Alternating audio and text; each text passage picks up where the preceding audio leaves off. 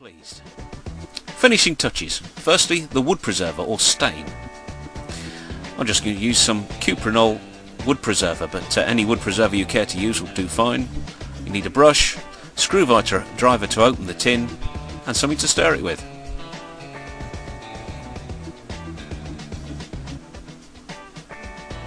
Now the preserver I'm using is very thin. It's almost like putting water on, so be careful because it's going to splash everywhere if you're not careful.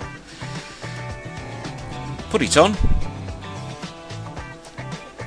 You'll need 2 coats, and so you'll have to put it on one day and almost certainly wait a day before you put the second coat on.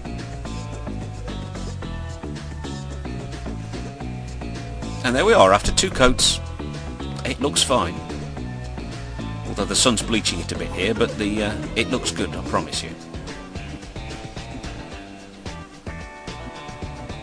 Finishing touches, liner. We need a liner to hold the compost or the soil in when it rains, because otherwise the compost or the soil will just run out between the gaps in the base. Here's some lining material which you can get from any garden centre. It needs cutting to size, and it needs to cover the base and go up the sides a little. There we are. It shouldn't go up the sides too much because the soil has to hide it, and we don't want anybody to see the liner. Finishing touches, compost or soil. I used compost from a garden centre in a big bag. So just open the bag and pour it in.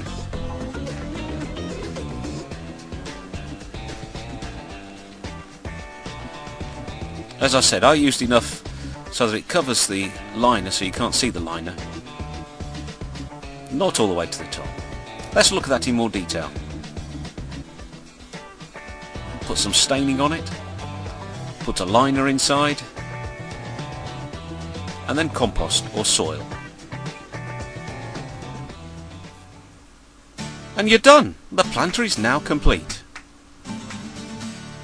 Here we are. I've put some plants in it and put it in place next to the shed on the patio.